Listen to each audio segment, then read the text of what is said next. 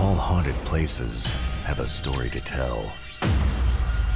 It can be tragic, it can be scary, and it can be very dangerous.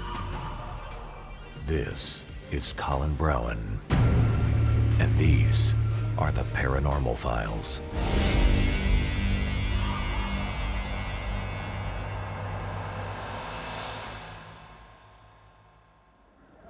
So, it's pretty obvious in America nowadays. Oh, there's a wasp on the microphone.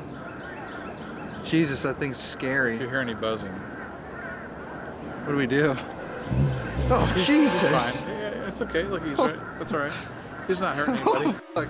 He's okay.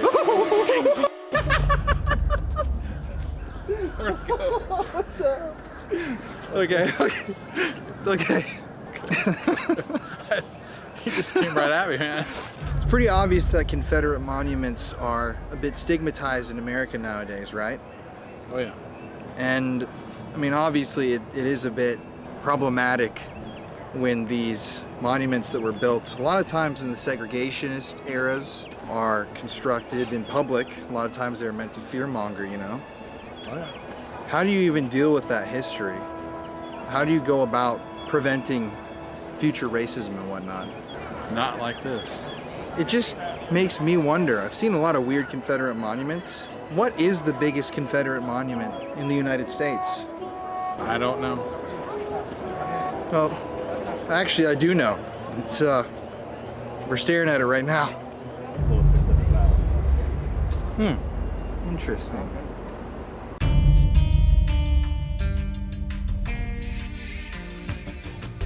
Our journey into seeking the spirits of the South both begins and ends here at Stone Mountain in Georgia, a highly controversial sculpture known as America's largest Confederate monument. There have been many anti-Stone Mountain protests over the years, but nonetheless, regardless of how many people disagree with what the mountain represents, there it sits in all of its 820 feet of glory. The enormous rock relief sculpture found on the mountain depicts a scene of men on horseback, specifically Confederate leaders Jefferson Davis, Robert E. Lee, and Stonewall Jackson. Now you may be asking yourself, this monument is huge, but what makes it different or more controversial than the others found in and around Georgia? Well, this story is dark. Back in 1914, a woman named Mrs. Helen C. Plain, a charter member of the United Daughters of the Confederacy, wanted a monument erected to the Confederacy on or near Stone Mountain, and a plan was hatched to carve the monument directly into the side of the mountain. It should be noted that at the time, Stone Mountain was owned by a man named Sam Venable, an active and powerful member of the Ku Klux Klan. In 1914, a year after the plan was proposed to turn Stone Mountain into a memorial, the Ku Klux Klan held a grand ceremony on top of the mountain. That ceremony, led by a preacher named William J. Simmons, who would eventually become the leader of the entire Ku Klux Klan, was meant to represent the rebirth of the group in its second incarnation. The group of members on the mountain that night included two elderly members of the original Klan. As part of the group's ceremony, they set up on the summit an altar covered with a flag, opened a Bible, and burned a 16-foot cross. To sum this up, the rebirth of the Ku Klux Klan literally took place on top of Stone Mountain before the monument was even created. Now, remember the woman, Helen Plain, who I told you fought to get the Stone Mountain Confederate Memorial created? Well, she and many of the other supporters of the project had very close Klan associations, and she even told sculptors that she wanted Klansmen to be depicted in the carving on the mountain. She stated at one time in writing that the Klan, quote-unquote, saved us from Negro domination and carpetbag rule. That is just incredibly disgusting to read. But as we continue on, as you can already tell, Stone Mountain was a symbol of white supremacy and racism far before the carving of Confederates on its side was completed. But the dark history of this place is still far from over. It was in the 1910s when Helen Plain chose a man named Gutzon Borglum to lead the project. Gutzon had joined the KKK for their cross-burning ceremony atop the mountain, and in the past had spewed some pretty dark racist rhetoric against everyone from Native Americans to Jewish people. Gutzon didn't really get along with the people he was working on the project with, and it moved slowly. Almost a decade after the project began, Gutzon was fired, and after finding this out, he took an axe and destroyed all of the models and designs that he had made for the project. Authorities in Georgia attempted to capture and arrest Gutzon, but he fled to another state. A few years later, and this is shocking, Gutzon Borglum would go on to be the man that created Mount Rushmore in South Dakota. It's absolutely insane that he created one of America's most recognizable monuments and was such a trash person. They definitely don't tell you that he was in the KKK and the Mount Rushmore Museum. Anyways, construction of the Stone Mountain Monument stopped in 1928, and it wasn't until 1941 when the segregationist governor of Georgia got work started again. But it was quickly halted once again as the U.S. got involved in World War II. In 1958, segregationist Governor Marvin Griffin was elected to office. While Marvin ran for governor, he told constituents that he planned to uphold segregation in the wake of Brown v. Board of Education, and that he would finally finish Stone Mountain. Wow.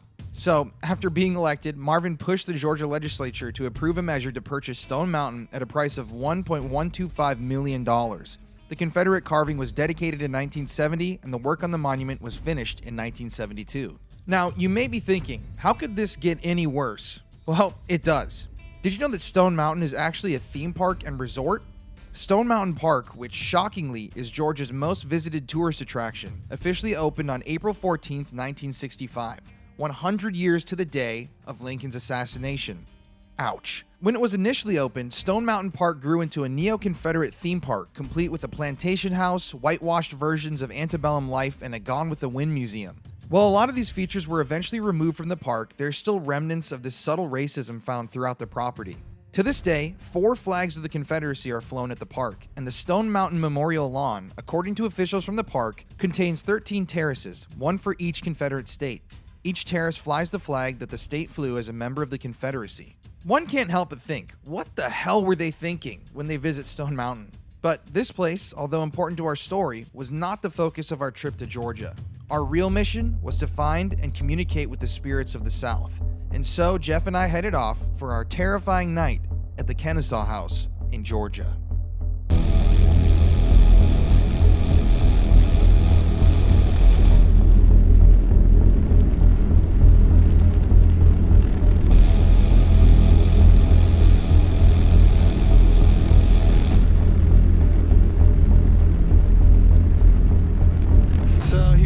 Trying to get to the Kennesaw House. Yes. It's already been stressful as just trying to get there. There it is, right there. We physically can't get there. Just have a big ass train come by. Huh? Look at this. You guys know the joke about trains. We can't even get across the street. Been going on and on.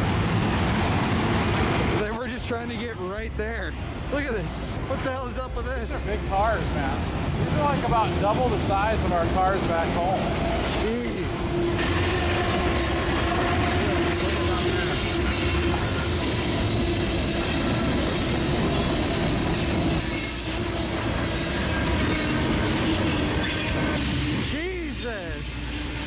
This thing, it just will not end.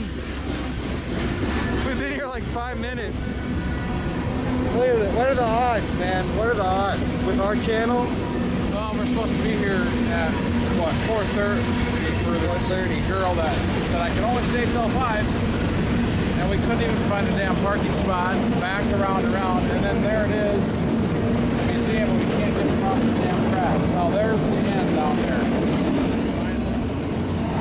Oh, feels so good, baby. 77 out though, man. It's gonna be a spooky night. I'm ready. Cars are gonna go right by us. Freedom. Let's go. Now how the hell do we get in? Hi guys, I am Krista McKay, the collections manager here at the Marietta Museum of History. Really quick before we go around, I want to just give you an idea of what a collections manager does. So what I do is handle all the artifacts here in the museum that we're going to be seeing. The other things that you won't be able to see are on our 3rd floor, which is our storage space, and unfortunately that's off limits to anybody who's not on staff. So sorry about that, but we'll go through the museum really quick. We are in what we call our home life gallery, so kind of an overview of what life was like in Marietta and Cobb County. Marietta was founded in 1834. Cobb County was founded in 1832. The building that we're in, which I'll talk about more in one of our last spaces, was built in 1845. You can see, like, we've got different areas. We've got our music boxes.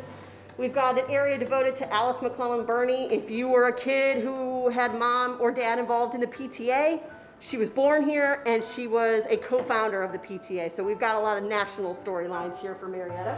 We've got all of these great things that we'd like to tell story-wise in the museum. We always have permanent exhibits And then we have temporary ones as well. Marietta is what we would call the county seat to Cobb County. So this is where all judicial and legislative things happen. And we've got all these great artifacts from one of our old courthouses. We have a file cabinet that was actually made by convict labor. And then if you guys can see right here with this cool little desk, when they decided to expand the courthouse, instead of just building more spaces, they took and put a wall down every courtroom. And instead of buying new desks, they took every desk and cut them in half. So you've got this flat part right here that would go against the wall. Be very economical, which I love. When you make your way through into our museum, we have our military gallery. Now, I will say this, this is the room, ironically enough, actually I would say one of two rooms. One room that a lot of people tend to get feelings from. So if you're sensitive and you come here, this would be kind of the room you might want to go in. But it's kind of ironic that people get a lot of vibes from this room, because this room actually wasn't put in until 1979. So it's not as old as the building itself. I've had people say it's not necessarily because of the room, it's because of all the uniforms and the people who wore it, you know, like that lingering effect. We go from Civil War all the way up to present day. We don't do American Revolution because it wasn't something Cobb County's history. So that's what we really start with, is the Civil War. Marietta was actually, I mean, you're thinking, okay, we're in Georgia, so it's a Confederate stronghold, but we were Confederate occupied all the way up until 1864, when the Union Army came in and occupied not only Marietta Square, but even this building. So we kind of go all the way through. From Civil War, you can see all of our different artillery.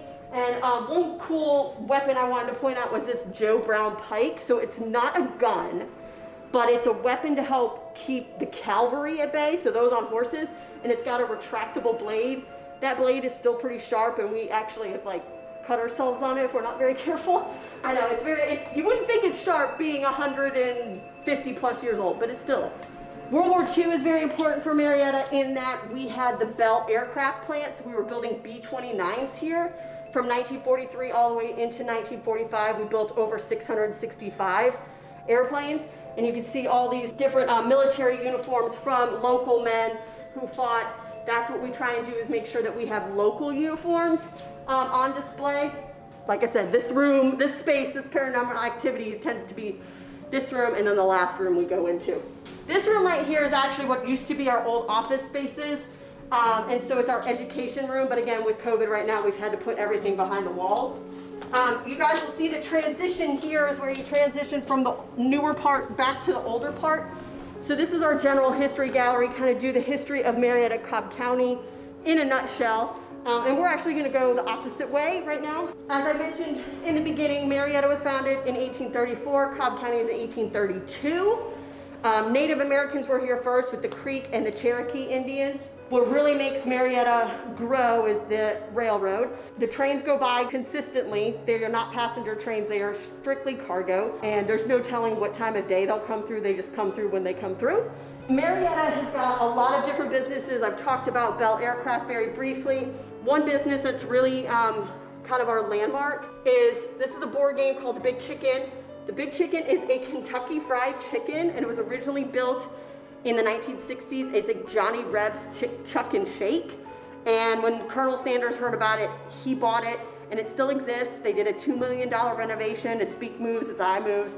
So it's a huge thing here in Marietta, and it's always, all roads lead to the Big Chicken. So, and it's a directional marker. You go a mile north or a mile west or whatever with the Big Chicken. These guys right here are actually one large totem pole, but since our ceilings aren't high enough, we've got these two pieces, and it's a Boy Scout created totem pole. Boy Scouts and Girl Scouts have a big history here as well. One of our first troops for Boy Scouts was started in 1911, and Boy Scouts themselves were started in 1910, so we've had a really long history with the Scouts. We're gonna make our way over towards our last space, because this last room, as I mentioned before, we're kind of in between temporary exhibits right now in one area. But this last room we've recreated to mimic what this building was like as a hotel during the Civil War. So I mentioned before, this building was built in 1845, and it started as a cotton warehouse. In 1855, it was bought and purchased and turned into the Fletcher House Hotel. Today, on the outside, it's called the Kennesaw House, but we mean it as a house like a hotel, not a personal home. Originally, it had 4 floors. It has 3 floors now. And this front corner room was the room that was used in 1862 for the beginning of the Great Locomotive Chase. A year into the Civil War in 1862, the idea was Union soldiers would come down here dressed as civilians, they're spies. The idea of stealing a train, taking all the railroad tracks up, and making their way to Chattanooga. This is a very shortened version of this story.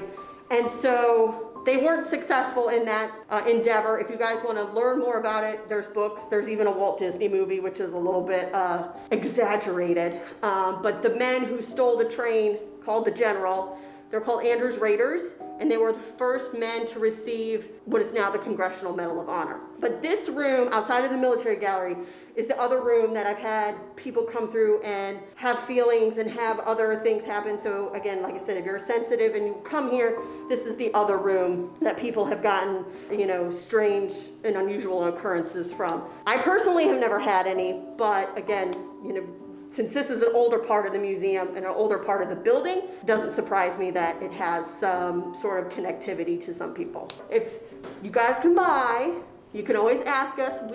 We're open 10 to 4, but you never know. If you're really good, maybe we'll let you come in on another time, but you'd have to book it with us. So can we talk about the hospital, it being a hospital? Yes, absolutely. So during the Civil War, it was first a Confederate hospital. Many buildings around the square were hospitals. And for us, it was not only a hospital, but it was also a morgue. But we do know, and actually what I can do for you right now is show you that, excuse the sofa right there, but if you want to walk this way, this is the original staircase to the building. So this would have been here during the Civil War. It does not go up to the 3rd floor anymore. When they rehabbed in '79, they took that away. So imagine doctors and nurses during the Civil War going up and down these stairs. So we were a hospital. We were called Ford's Hospital, F-O-A-R-D, and that was the one who was overseeing the whole running of this building. It was also still operating as a hotel as well. So you could be a hotel guest, hopefully not a hospital guest. Interesting. So yeah, and our location being right out front for the railroad tracks made us a perfect spot to be a hospital because it was very easy to get supplies in and out and the wounded in and out. And what kind of paranormal activity do people consistently report in here? What's the range? You get a lot of people who get the cold spots, like they'll be walking, because if you walk through, our rooms do definitely have areas that are colder or warmer than the others. You could chalk it up to HVAC, but who knows, it could be something else. Some other people have had whispers. Some people have said smells like burning or popcorn, and nobody's made any popcorn. We did have one person who's, that whole kind of corner of their eye, they thought somebody was there and there was nobody there. We've heard stories of people hearing, not that this wouldn't be a good example, but the idea of a ring hitting on either this banister or a metal banister that we have in the fire escape, but nobody was in there as well, or the elevator doors just mysteriously opening and closing and nobody's getting off or on and nobody's even pushed the button. The big story that you do hear though is there's a story out there about the elevator going down to the basement and it opening, and there was this gruesome hospital surgery scene. While I don't discount that a person could have seen something, the elevator doesn't go to the basement. So they might have just gone to the 1st floor. So just an FYI, if you want to take the elevator to the basement, it's not possible. There's no basement on that side where there's an elevator. Interesting. So yeah. So you think that the hauntings would stem from the hospital days? I mean, there are some that say that, but this building was a hotel pretty much up until 1979. So thinking about the number of people that were in this building from 1855 to 1979, either staying a night. There were also numerous businesses. There were doctors who would have their office space in here.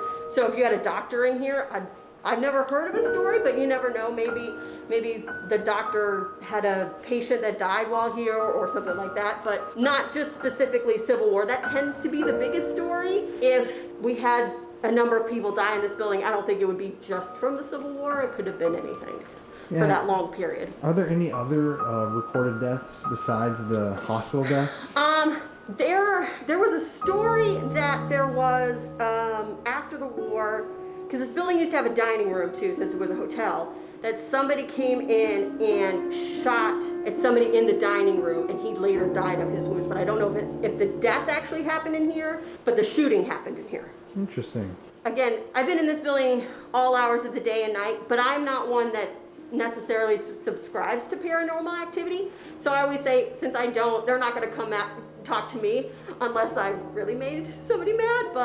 But anybody who has, I don't discount. So is there a specific object or anything in here that people have reported?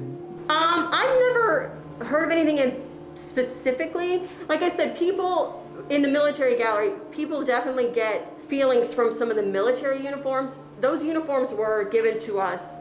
There's people that they just get a feeling. And then also those guns. I don't know the full history of every single gun. So who knows? One of those guns could have very easily, I mean, odds are, possibly killed somebody.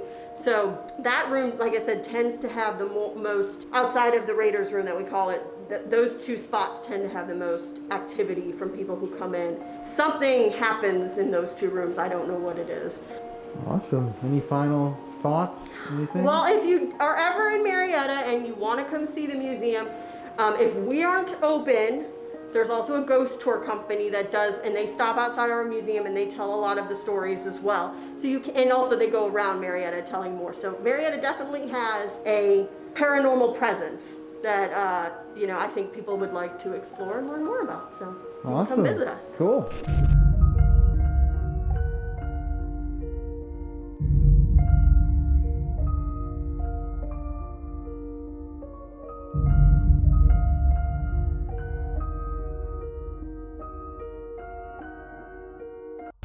So this is the Kennesaw Battlefield in Kennesaw, Georgia, right outside of Marietta.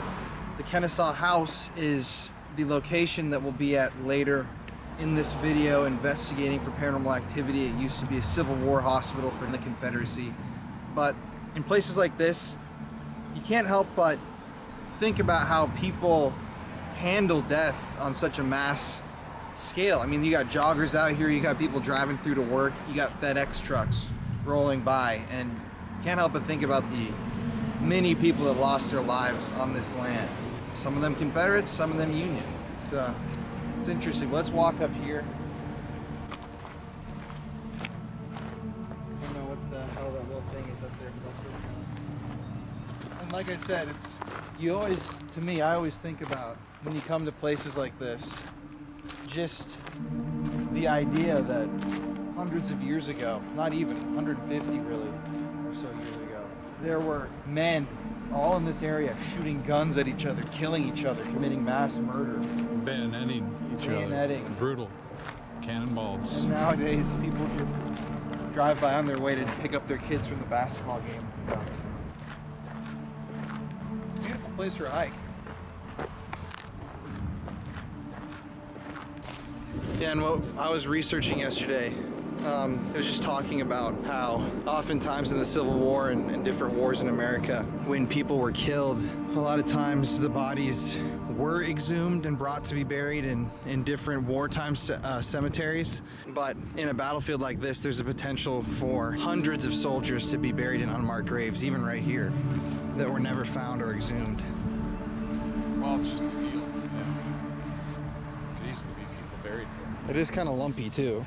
Well.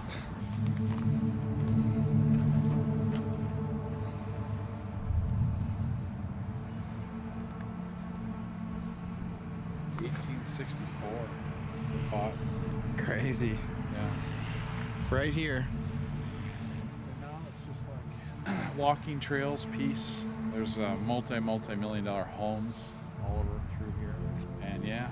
Bizarre. It goes from a war and bloody carnage to swimming pools and movie stars. No, yeah. Guess it's time to move on. Okay.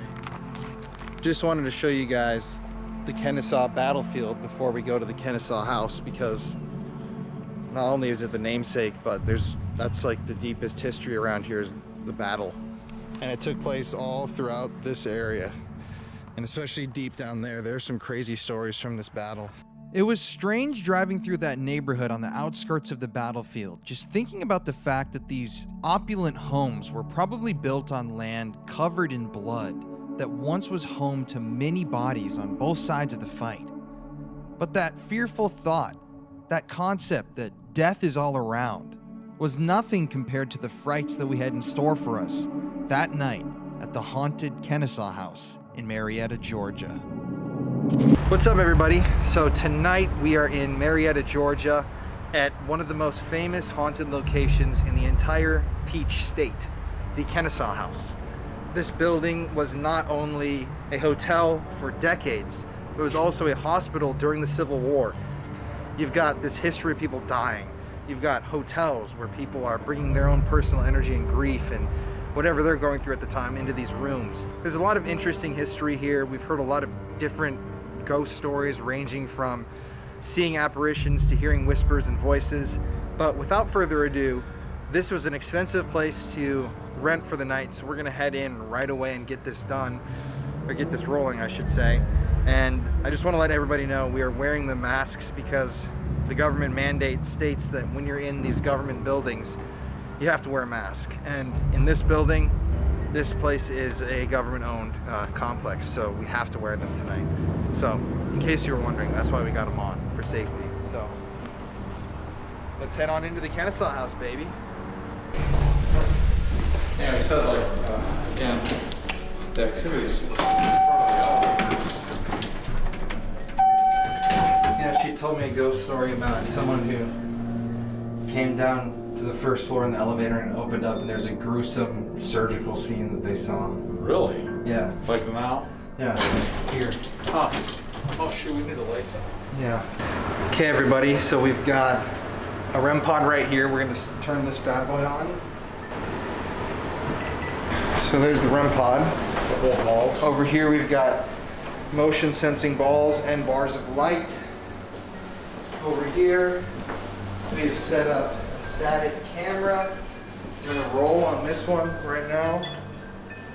There you go, that's rolling. Hey everybody. Now let's go over here. Lights are on because we're... This is the military room, so... So here we go.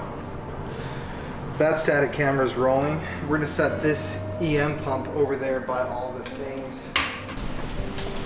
So here's the EM pump. We're gonna turn this on. The EM pumps that you see with the blue lights, they kick out an electromagnetic frequency, which is what EMF meters detect. So in effect, you're providing the spirits with almost a bank of energy that they can draw from to try and spur on manifestations. So we're gonna turn this REM pod on. So now that we've got all this set up, I think it's time to start investigating. You wanna go IR? Okay, let's get going. There might be some stuff happening. See this guy? Yep. That'll happen to him. I think you had too much moonshine. I'm just gonna have Jeff turn off the light and we're gonna go IR. And I'm turning on this EMF meter. We're just gonna try some questions without devices at first. So we're picking up a small EMF signal here. 0.1. 0.2.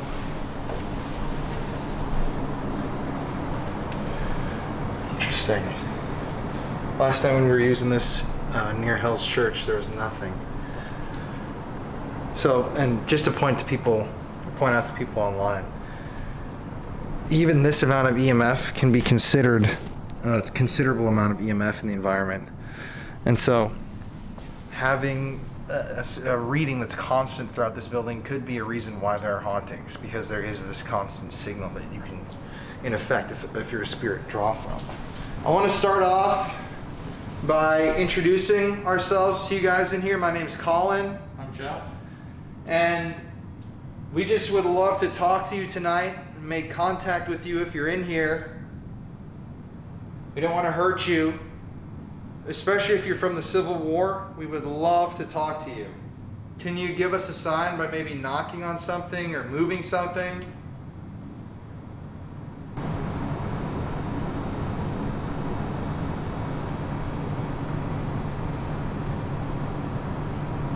Look to your left. Can you let us know where you are? The light just came on over there. Probably because I walked. Yeah, it's only supposed to be good for 9 feet though. That's what I don't quite understand. It's because I did that at my house and I measured 12 feet and it doesn't go off. This is like 20 feet. That's what I don't quite understand. It's because I did that at my house and I measured 12 feet and it doesn't go off. This is like 20 feet. Let's see. Oh yeah, look, I'm not setting it off over That's here. what I'm saying. That just went off. Are you over there by those lights?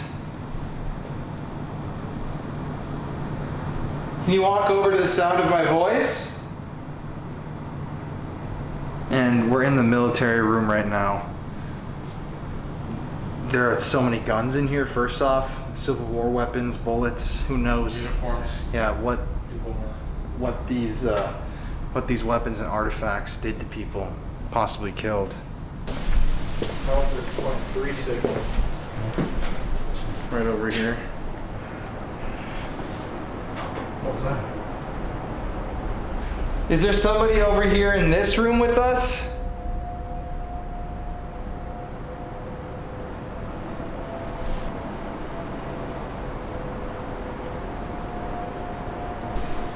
Is there anyone by the elevator area?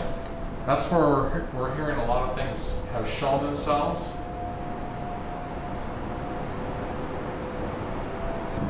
I think we should go over by there a little bit.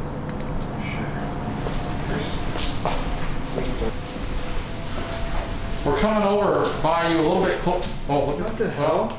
Okay. Look at we were behind We're these behind these the case. cases. Yeah. Huh. Okay. Interesting. Thing just also you heard that. Okay. 0.5 Yeah. too. Okay. Because it's not going to go off from the side. Are you making this light turn on? 0.6 reading over here too before. Yeah. Hard to. We're just here to make contact with you. We're friendly. Just to let us know that you're here.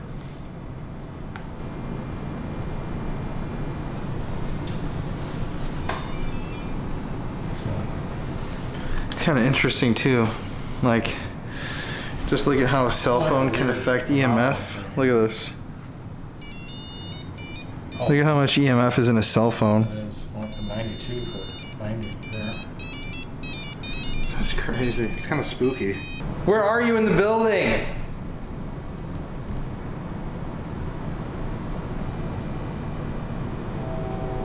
There's of course a turn. Of course, there's always a train, man. I mean, these are all cases, and that's in front. These are all uniforms, like that you see. And you know, you'd think that obviously they saw a lot of battle, right?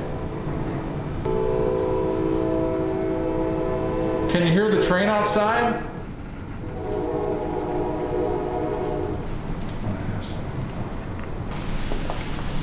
Just so you can show. Maybe you're over Yeah, here? it could be in these nondescript rooms.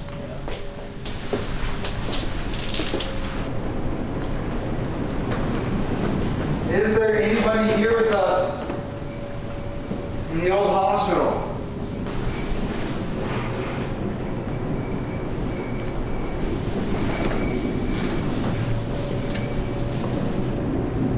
These are long trains. You know? Huge spike over here. These dresses are creepy over here. Oh, so it's like, Those are the old stairs. yeah. So take a look at this. Huh? Come over here. These are the old stairs from the hospital. Oh, cool. And look at how they lead to nowhere. Oh. Oh, wow. Yeah. I mean, go on here just a little bit. Look at that. The stairs to a ceiling. Did you used to walk up and down these stairs? Okay, over here is the only place in here that has 0 EMF. Of course. And camera. Oh yeah, the camera. Not one REM pod hit, nothing. Well, there also seem to be pretty average EMF levels in here, if not a little bit elevated. I think we should do a spirit box in that room. Okay.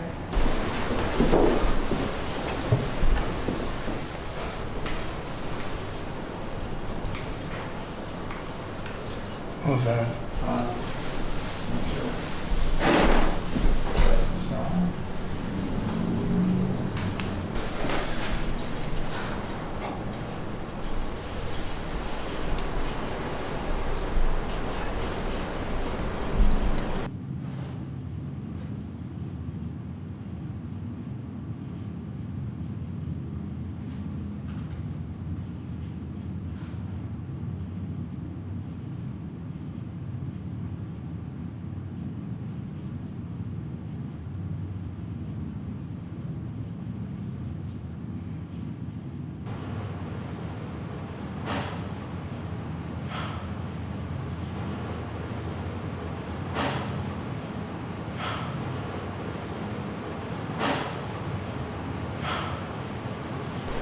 Almost like it came from the floor up on the surface, but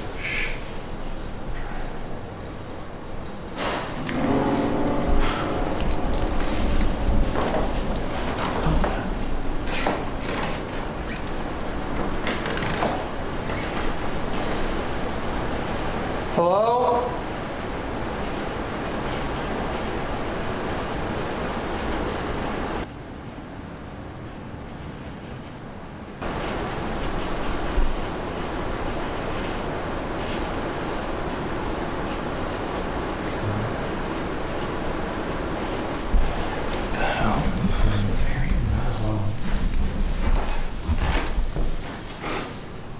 That was very loud, man.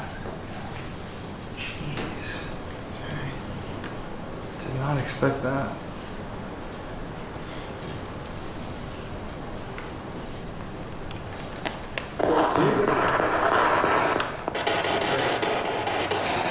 If there's somebody here in the Kennesaw House, can you say hi or hello?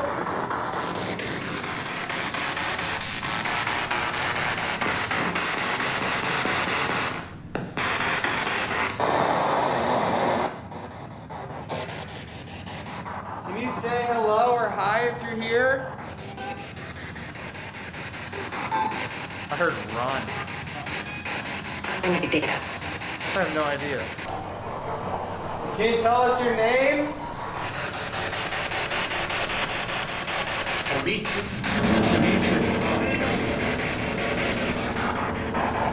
Are you Dimitri?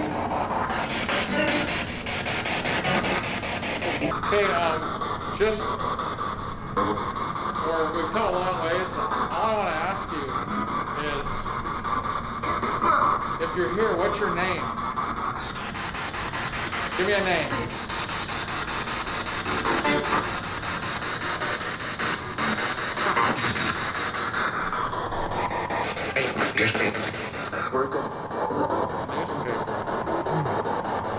What was in the newspaper? Your name?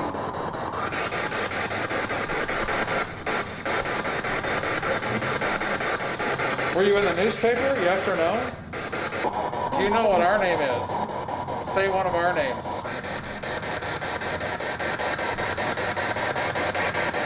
Say one of our names. Okay, I feel a cold breeze over if it's here, you by the making way. a noise, just say yes. That's all. Just say yes. Right here. Say yes.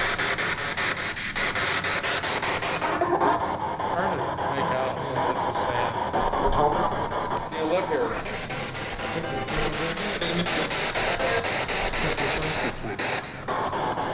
Part-time, I think he said.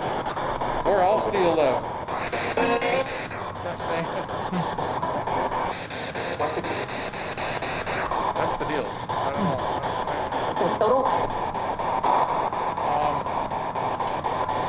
you in heaven or in hell? Heaven or hell? The blast. Do you believe in God? It's the same voice.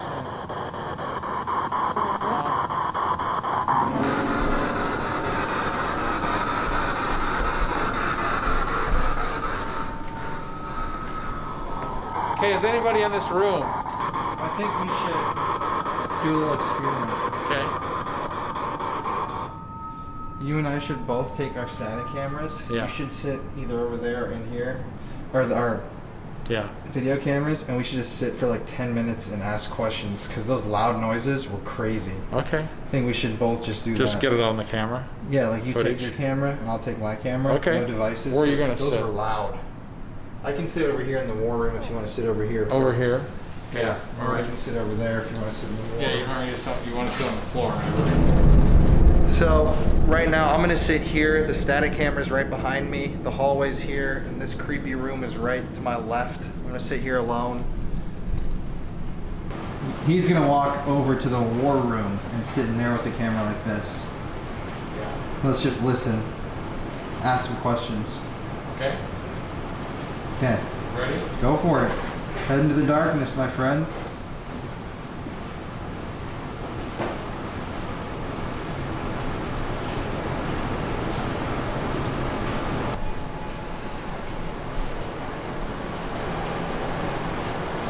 It's definitely creepy in here. And those noises were loud as shit right away.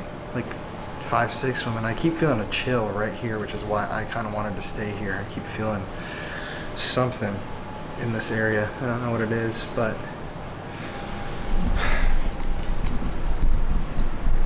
and this guy is very creepy over here. I don't like that dude. I keep expecting him to like twist his head at me. Hello?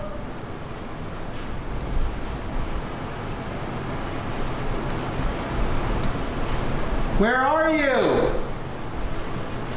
Can you move something around in here?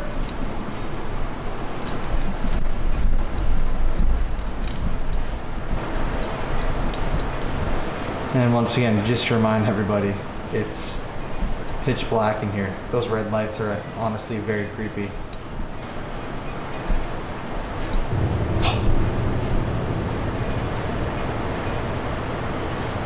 Are you right there in front of me?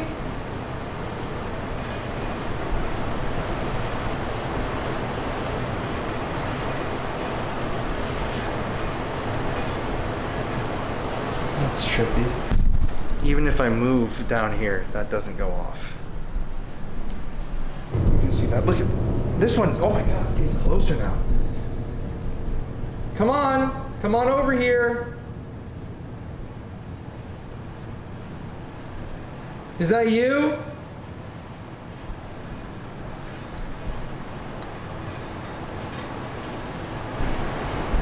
See, look at, once again, to the static camera. Look at, I'm moving like this, and it doesn't set that motion sensor off, so that's very bizarre that that just went off, both of them. If that is you, if you just walked over towards me, can you knock on something like that or push something over in here?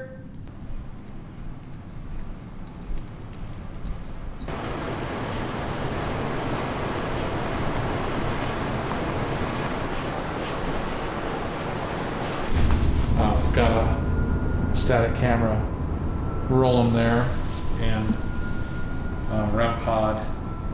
Okay guys, our women, spirits, who's ever here, can you give me some kind of noise, anything?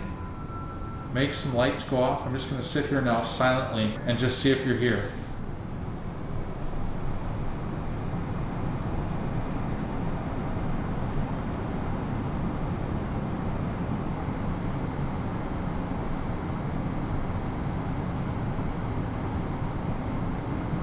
Step out and show yourself.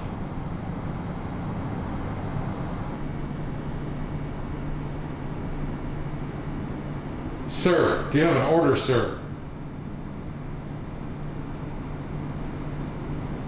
I am just a lowly captain. I know that you're a lieutenant general. Sir, what are my orders, sir?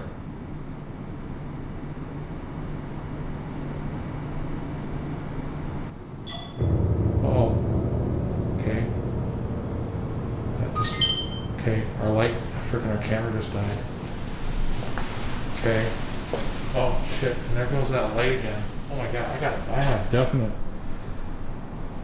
Goose, look at my hair. Okay, did you turn my light off over here and then turn that other one on again? I don't get what's happening. Is it because it's pointed at you? Why did you go off? What is up with this? You drained my battery already? Okay, why did you drain my battery already? This is like just last night. It lasted for, I think we had almost 2 hours. Okay, weird. Okay, it's on again. Maybe you don't want me to capture something, but let's try to start it. And the train's coming again. That's very odd. Well, okay, that light came on again over there. I think I had it on screen. And why did this go off? Why did you go off on me here? Okay, are you playing with the camera and the light?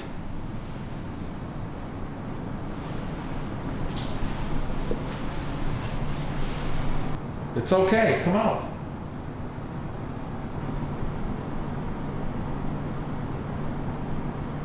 Okay, I'm wondering, this light, this camera here is still active. It turned off. It turned off by whatever forces may be. And you can see the blue light right here blinking. It's still recording, but it won't go to up front. As you can see the light blaring off of it. I'll turn it on and off to show you. Off. It's on. Huh. And the light came back on again. Okay. So there's something here with this light that's pointed at that light, the camera, that you don't like, huh? Or is that your way of saying that you know that you're being recorded on here? Okay. Let's make some noise. Come on.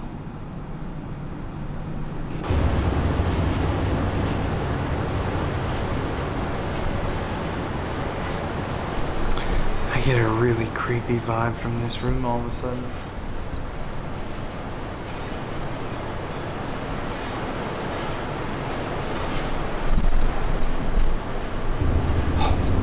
What the f? No way. No way.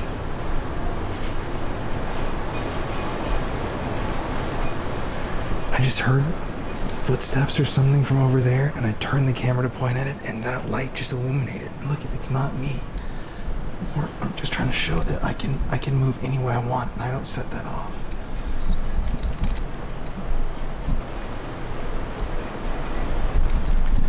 And also, now all 3 of the lights have gone off in order. 1, 2, 3, like it's getting closer to me.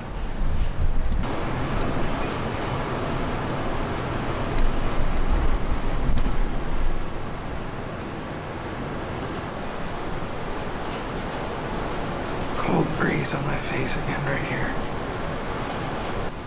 I really just feel like there's somebody standing in front of me in this doorway. They keep coming towards me. It's a very eerie feeling right now, very just strange.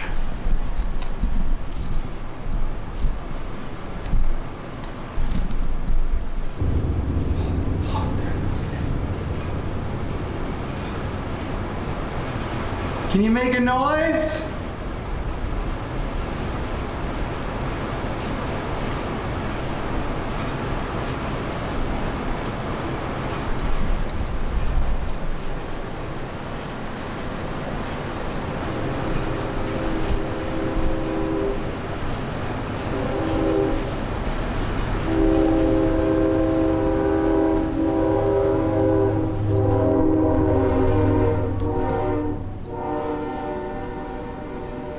Escape the trains, man. You can never escape the trains.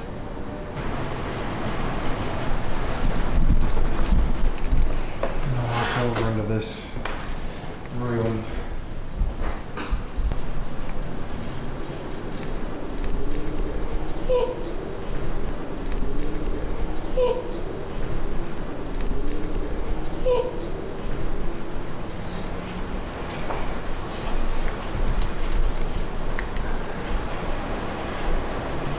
Hello?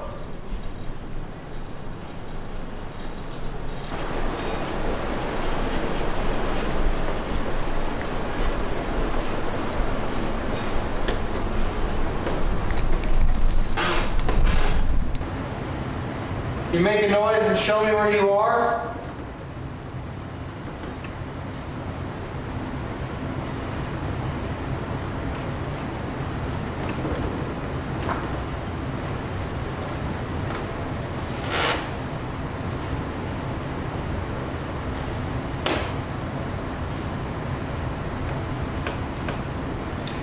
Just thought I saw a shadow move on the ground. Footsteps.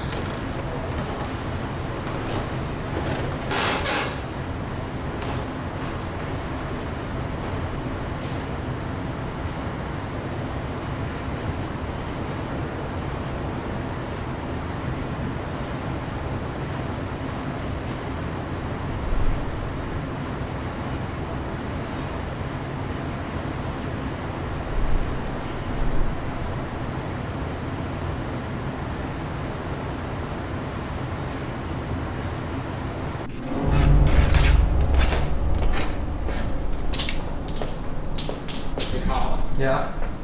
Standing in front of that camera went out, right? Yeah. And the light came on. Right when it happened? Yeah, over there, facing it. And Weird. then the camera it came back on. It didn't die. What? But it just shut off. So I showed it. And I You want to switch spots? sure, but yeah, Oh, that light just went on. yeah, Again. I know. It's that one light, and it will go on when you're behind a wall, or if we're talking about this camera. It's like the camera on it is right on it. See? And it also doesn't come on. I can't get it back on IR. Weird. Not sure why. Okay, Why don't you go sit over there? I'll go over there. Anything? Yeah. There's that light again. Okay. I literally. Is that the camera? Yeah. Here it goes again. What's happening with that? That light, when it comes on, that's not out like that. So you're saying when that motion light has gone on, the Yeah, that's camera like- has died? That's like the third time, yeah. The camera died. Oh, it doesn't die. It goes off. Yeah, and I couldn't even bend. I wasn't even on the button, so how would that come on? I was sitting over there and the farthest light came on and I moved to show people that it wasn't me. Okay. I asked it to come closer, then the second light came on and I was like, there's some noises, and then I was sitting there filming the hotel room Yeah. and I thought I heard footsteps to my right, and so I whipped the camera around, and right when I turned around, and then that light facing that direction came on. Okay. So Well, I think I think maybe they're playing with our cameras, and like that light facing directly the camera. It comes on, the camera powers off, but it powers back on again. You can power it back on. weird. So I'll go back over here. So Jeff and I have now switched spots. I am in the war room and he's over where I was just sitting. I'm gonna see what's going on in this room.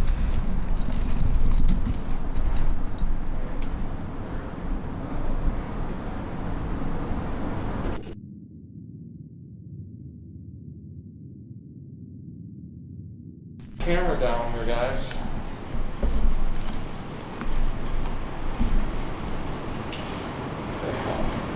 Hang on.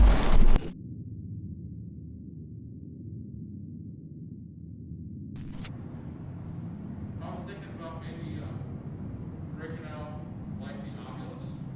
Yeah, let's do the Ovilus. Okay, well, we just noticed that the EM pump is I'm gonna turn dead. this off. It's a brand new battery. Okay, that's brand new, and the camera that went off is I don't know. It's not cold in here, you know. There's no reason for It's this. hot in here, thinking. What do you think? Do the Should we go in there? Yeah. We're going to come into the military room, okay? Is there anything related to the military, once we come in here, that you can say on this box? Equation system. Well, you know, who knows what that could mean. Again, anything with the military could you say into this box right here? It has a weak signal, you know? Mm-hmm. Like it's like they're not trying to do anything. Let's walk over where I got more activity. Flowers? What do you mean by that? Kind of eerie. They got the Nazi stuff. Yeah, well they do. 60 minutes. You know, almost like a signal. Here's a signal radio. Is that radio speech? It's like sweaty. Jeez. Well, you've got, God, you have a really heavy. And you got blue jeans. Reveal.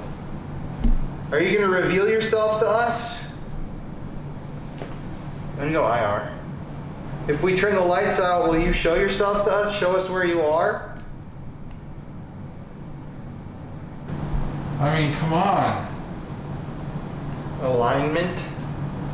I mean, look at all these revolvers and rifles. My gosh. There's had to be been a lot of killing with all these weapons.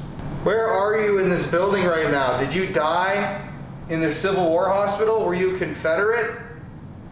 I felt something in here earlier with the light going on and the camera and stuff, you know? It's like dead now, though. Yeah, it just seems like, again, I don't know, I hate to say it, but it's like,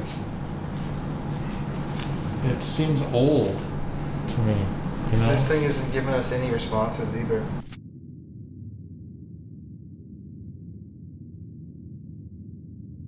This is the same EMF pump as the other one that died a while back. This thing is just, you know, you can hear it. I mean, this is still... And they're both new batteries, so the other one shouldn't have died. Came out of the same pack. And the other area was more active, too. Who knows? And this, see, this works. It just hasn't gone off.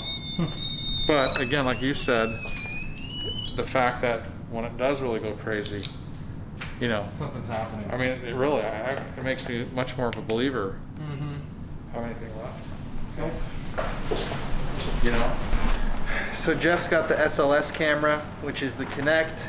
Basically, it tracks stick figures. It's meant to track human figures for Xbox software, but paranormal researchers use it to try to pick up on possible entities in the environment. That we've had some really weird responses with this thing before, so we're gonna go through here and see if we can pick anything up. Hey, anybody in here, now's the time to kind of show yourself.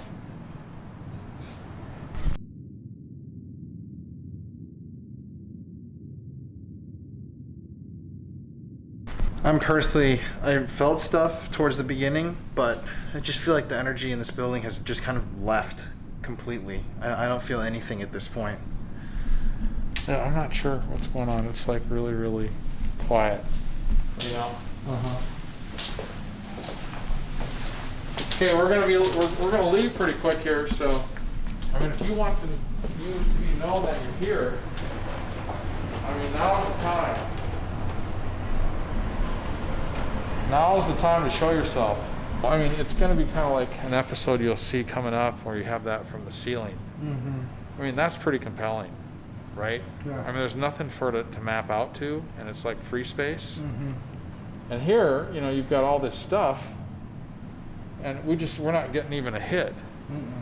You know, so I think we're going to wrap this up on this. Yeah. Okay? So to wrap up this investigation, we've been here for hours now. It's really hot. I'm sweating profusely, and we're very uncomfortable. We were filming last night at Hell's Church, first night at the 1842 Inn. Tomorrow we got the Asylum, then Corpsewood Manor. One of the main ghost stories of this place is that somebody took this elevator right here down to the first floor, and when the doors opened up, they saw a surgical scene, somebody being operated on. They just went into that. So I want to turn the spirit box on in the elevator and go up and down between the floors and just see if we can hear anything. Oh, Jesus. Oh my God, that scared the hell out of me.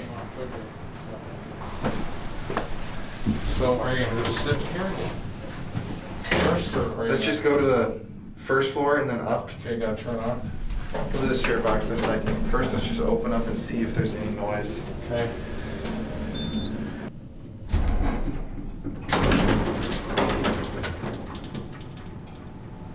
I sure wish I saw a surgical suite. Okay. Oh, let's go back up to 2. I would like to go out to the Twilight Zone, Not Right. Wow.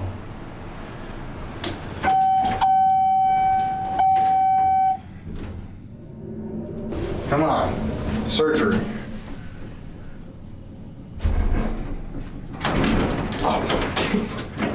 You guys okay? Yeah, we're just doing an experiment in the elevator. Okay. All right. Yeah. Sorry.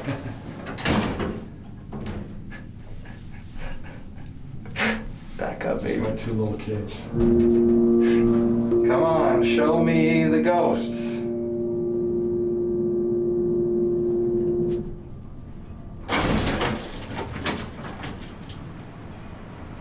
Hello? But it doesn't say that it couldn't have happened. Just so. This is where almost everything was seen, but yeah, what was that? What is that? Oh, shh.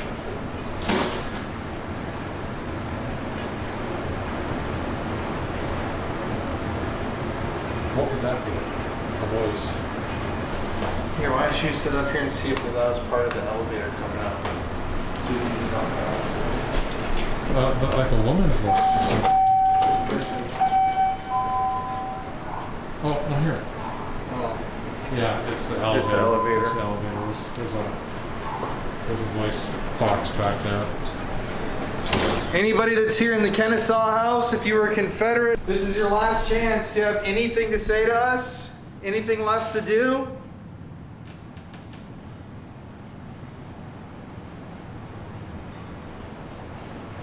Beginning of the night, it was active, Yeah. but now it just feels, I feel completely comfortable. Okay, we have 2 REM pods, not one hit in REM pods. And we did about, showed a little bit of the SLS, but I did about a little over an hour. Yep.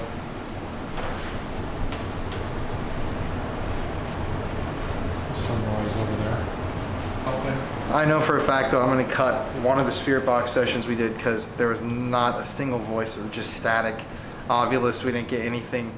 Even last night, evil broken portal at Hell's Church. The Ovulus tonight, nothing. Last night there was some bad Satan evil energy or devil. stuff there. Yeah, and this is just, I don't know, it's kind of empty, Right.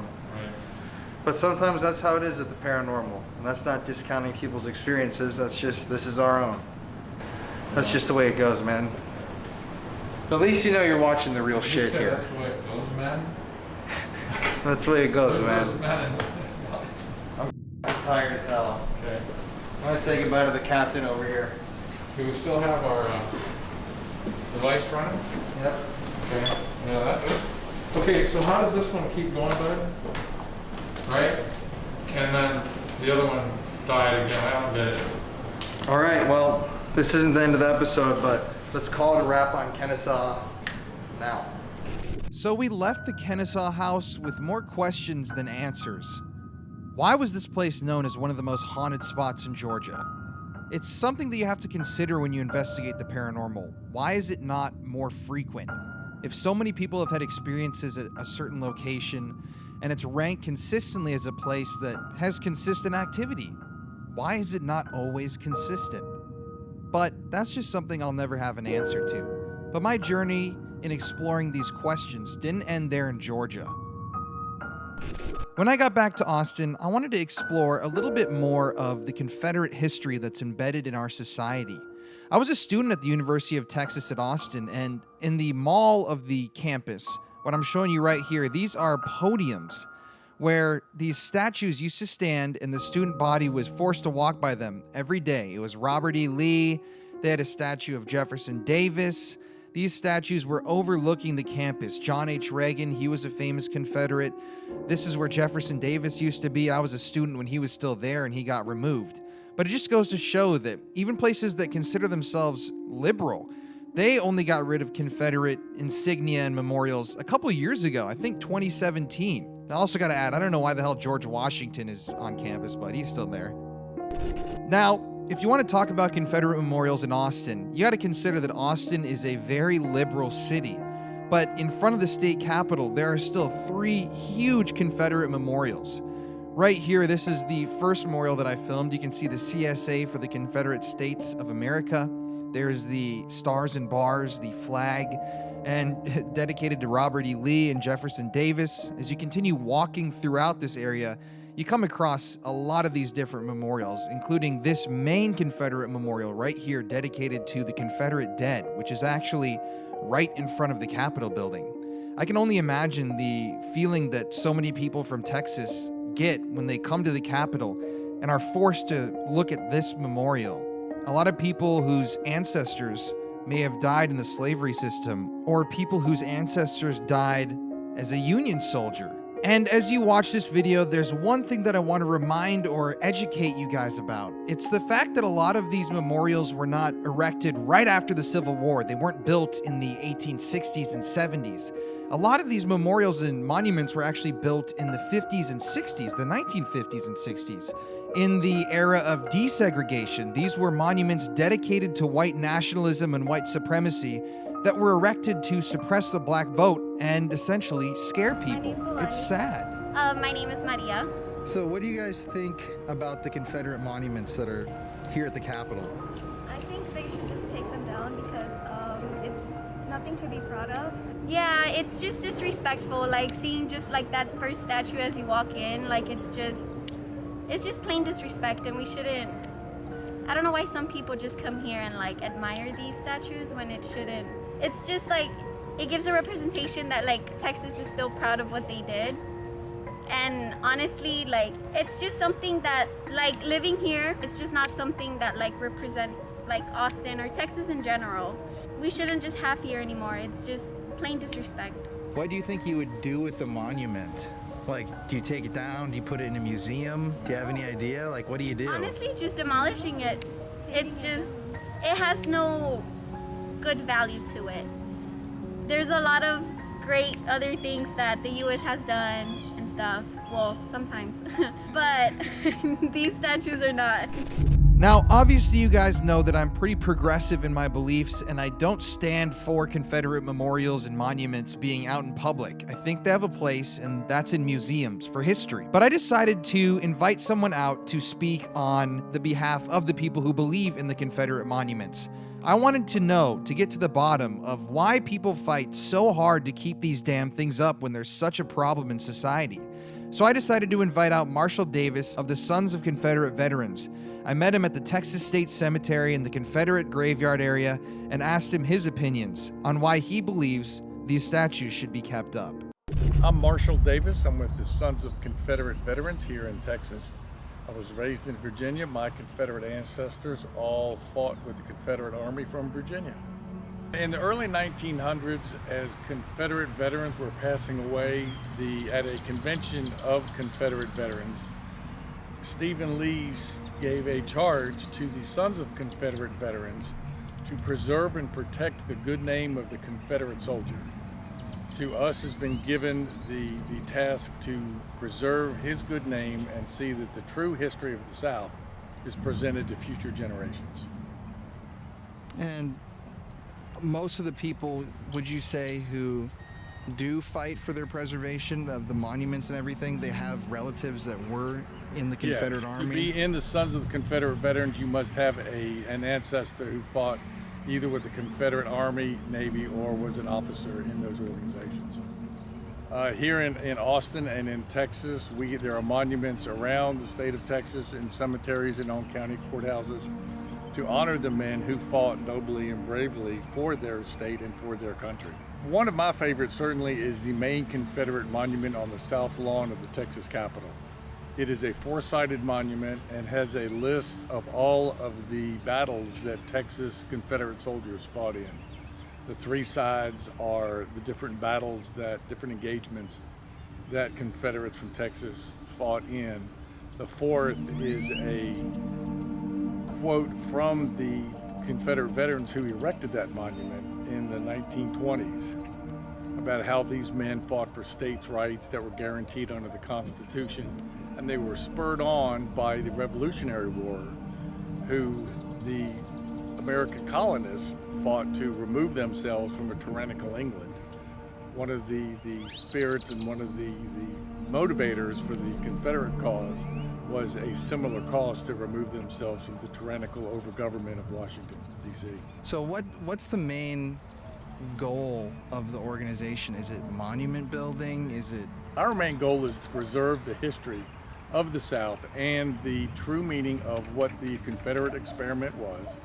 We have gone into schools and done living history where we explain to the school kids not only the soldier, but what the women wore in the 1860s in the South, and the different aspects of Southern life in the 1860s when the South was ravaged by an invading army. For instance, chicory is real popular in the South, especially New Orleans, because the North blockaded the ports, and so no coffee could get in.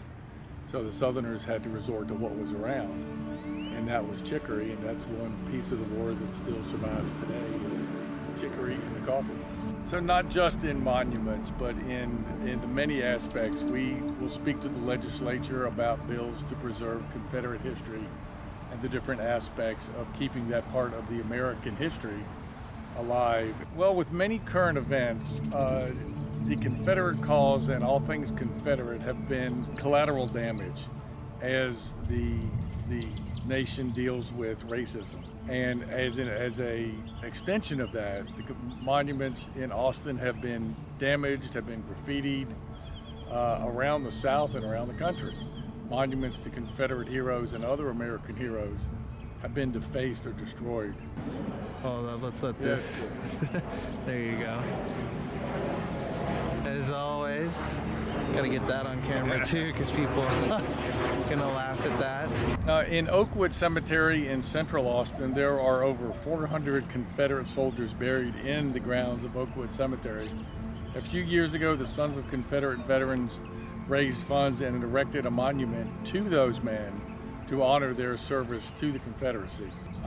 In recent events, specifically the George Floyd murder, there was a lot of protest in Austin around the police station, and those protests spilled into East Austin. And our monument was first graffitied with spray paint and then later damaged with sledgehammers. So we have had to cover the monument to protect it from any further damage. Man, they're pouring them out of birds. Jesus.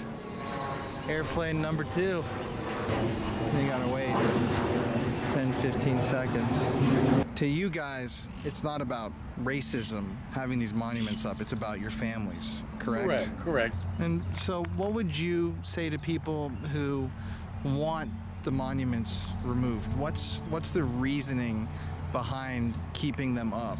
Well, the main reason to leave the monuments up is to invite discussion and education about the men who are honored by these monuments and the cause that the monuments represent. If all those monuments are gone, then there will be little chance to have any discussions about states' rights, home rule, self-government, and other items that were brought up in the war between the states by the Confederacy. I think a visit to any cemetery with Confederates, as we stand here in the Confederate section in the Texas State Cemetery in Austin, each one of these graves that we're standing amongst are monuments to men who fought for their country and for their state. One comparison I've heard is comparing the Confederate soldier's return and how he is thought of today with Vietnam U.S. soldiers who returned from Vietnam. That was an unpopular war, and those men were vilified, they were hated, they were spit upon, and they were just serving their country. Many drafted, and they were serving a country that they were born in, and although the war was unpopular, those men didn't create that war. And I think a comparison can be made to all these men that are buried here in the cemetery, that they fought nobly and bravely. Whether the war was then popular or is now popular, that does not change the fact that these men fought an arduous war in the 1860s with far less resources than our soldiers have today, and should be respected, and their memories preserved. The men that are buried here and throughout Confederate cemeteries throughout the South had no control over whether the South seceded. Very few were slave owners. Less than 25% of the Confederate soldiers were actual slave owners. So these men were drafted to defend what they felt was their homeland. There is, in the movie Gettysburg, the Union soldiers capture a Confederate private and ask him, "Why are you fighting this war?" And his answer was, "Because you're here." So the day after our investigation at the Kennesaw House, Jeff stayed back at the hotel and I took a drive to visit the second largest Confederate cemetery in the United States. It is in Marietta and it is a sombering sight. It's really strange when you go there because you think of the Confederates as kind of the bad guys in American history. They were the ones that tried to secede, to leave the United States essentially. But when you're there in this Confederate cemetery, this place of honor for these ancestors, you really have a feeling of, I don't know, almost melancholy, because seeing all those tombstones is kind of just a reminder that no matter what, these were all people and they all died.